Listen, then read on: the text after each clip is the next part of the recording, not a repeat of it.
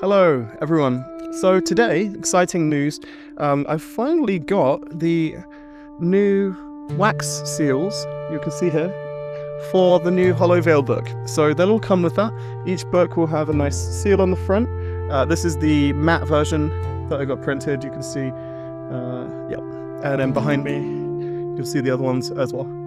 So today I wanted to read another chapter from the book. I wanted to do the Lost Library of Velden, which is chapter 10. This one's really interesting. This is towards the end. I won't read the whole chapter, but I'll give you a snapshot. Before you can save the world, you must find the part of it that remembers you. Velden was not on any map. It was not a town, nor a ruin, nor even a remembered place.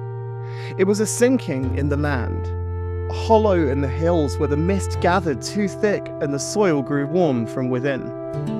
Kaelwyn had heard its name only once before, from the mouth of the mute seer in Elderglen, signed in the shape of a spiral pressed to the chest. Library, she had said, without saying memory beneath stone. They arrived just after dawn. The sun, if it had risen at all, was veiled behind a slate-grey sky, the clouds thick as wool, the hills around Velden curved gently, but unnaturally so, like folds of the skin grown over a buried wound. Trees did not grow here, but even the grass seemed subdued, as if taught to remain quiet. The entrance to the library was not a door, but an absence, a passage sunken into the hillside, marked by twin stones carved with runes so weathered they seemed more like natural striations. Dunval approached first, his staff clicking once against the threshold. He paused, then placed a hand on the rightmost stone. The runes brightened faintly, a pulse like breath before speech, and the earth shifted just enough to open. Inside, the air was dry and warm. Dust moved in slow spirals, thick but not suffocating. The walls were lined, not with bricks, but with slats of pressed shale, layered with an architect's precision. The ceiling arched like a ribcage.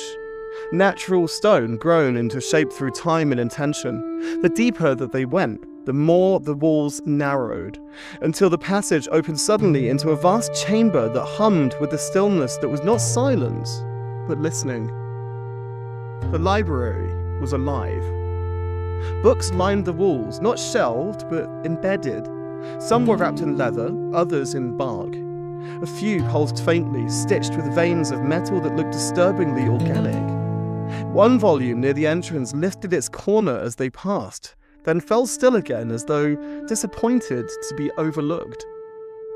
Kaelwyn stepped forward slowly, the pendant she had received from the Daughters of Avalon glowing faintly beneath her tunic. The air in the chamber smelled of dried river mud and burning thyme. She did not know how she recognized it, but it brought tears to her eyes. Somewhere, deep within the stacks, a song hummed low and broken, half melody, half breath. Mira drifted towards a small alcove, her hands trailed along the spines of the embedded books. One shivered under her fingers. She stopped before a low wooden chest tucked beneath a curved shelf. With the care of someone touching a wounded animal, she opened the lid. Inside was a bell chime, small and silver, no larger than a fingertip. She lifted it gently. It rang. Not loudly, not with metal, but with memory. Mira laughed, clear and sudden and free. It was the first sound of joy any of them had heard since the bell began tolling in dreams. It startled even her. She held the chime close and whispered something to it, then tucked it into her cloak. I'm not going to read any more than that, but that gives you an idea of their progression in the story, where it's going. They're at the Lost Library of Velden, which is near Shepton Mallet in Somerset, so that's kind of nearby to Glastonbury Tor. And basically, this is one of the pivotal parts where they look at. There's a lot of knowledge, basically, that they have to find out and figure out. And of course, a lot of it so far has been quite ambiguous, so they kind of find out more in this library. It's supposed to be a well of information, perhaps one that doesn't exist anymore, for whatever reason, but it's their last chance to find out where to go and what's happening before everything goes bad. So give it a check out. You'll find the books now have this lovely thing. So once the book's available at bookstores, you'll have the lovely wax seal. Thanks for listening.